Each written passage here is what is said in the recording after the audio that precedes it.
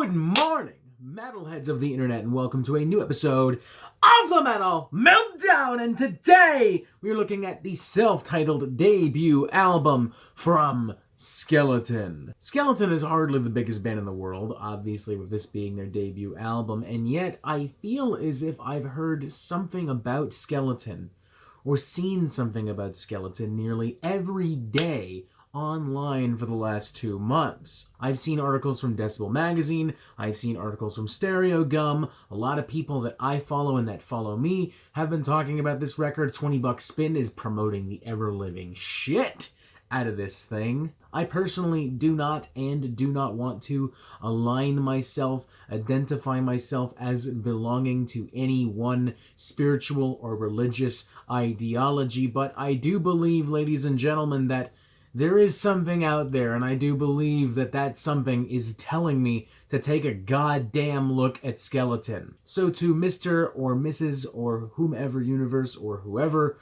has been sending me these signals, thank you, message received. Please put something else on my phone for a while. Please and thank you.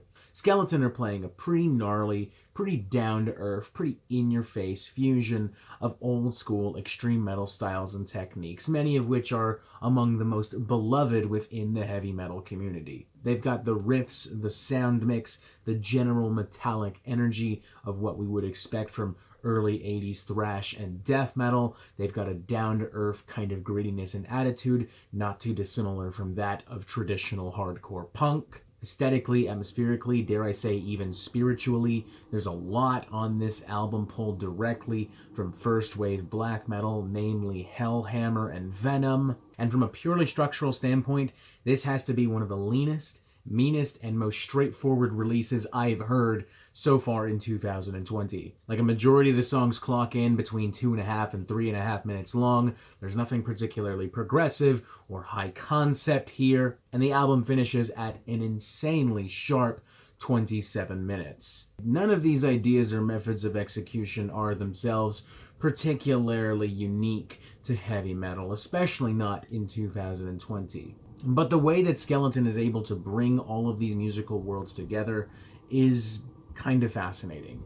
They're able to keep one foot in each of the respective sonic territories that they represent, all the while pushing themselves frantically, stubbornly, yet passionately a little bit further from time to time into these respective realms. It feels like some kind of elaborate heavy metal juggling act, like maybe difficult for us on the outside because we're like, oh man, how do they balance all these things? How do they make this work? But for Skeleton, they're just like, we're just doing it. We've practiced this for so long that this is nothing to us. You have a song like the title track Skeleton, for instance, which on surface level looks like an outright blackened punk rock song, as if somebody took an old Misfits song and just injected it with some pure Norwegian darkness. But underneath all of that, particularly between the transitions and the choruses, there are some like mid-pace, kind of chunky thrash, almost proto-death metal riffs, with some weird subtle melodic licks as well that give this a very odd, subtle death and roll kind of flavor. You have a song like Toad, which kind of rages at you like some super primitive, long-lost new wave of British heavy metal demo, but with these super anguish-harshed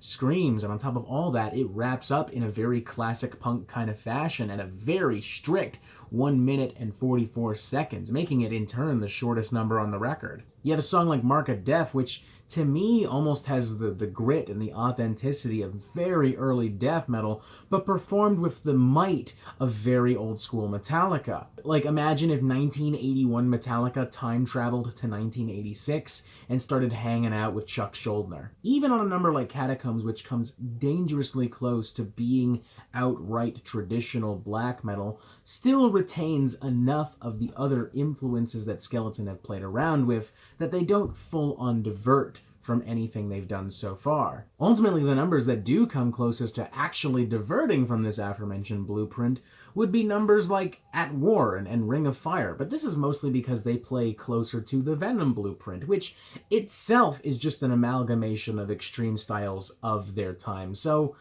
yeah, I guess to put it simply, even when Skeleton aren't being Skeleton, they're still kinda being Skeleton. And they're always having fun, and they're always kicking a pretty moderate, decent amount of ass. I'm genuinely pretty impressed. I would feel comfortable giving this an enthusiastic 3 out of 5. I was worried that the hype would kill this record. I was worried that I'd walk in and it wouldn't live up to the expectations that the universe itself had set on this. But I just kind of enjoyed this for what it was. It's got a really honest, old school metal heart to it, and it's doing a lot to showcase that heart. In the future, mind you, I would suggest that Skeleton work on maybe a more dynamic sound, some bigger lead vocals, some more technical guitar playing, and I would also strongly suggest that the band put a little bit more work into their lyrics and concepts. I mean, look, I'm not expecting or asking for a rock opera from y'all. If y'all just want to talk about war and Satan, that's fine, but you can do a lot more with those themes than what you're giving me, and frankly, I think even you know that.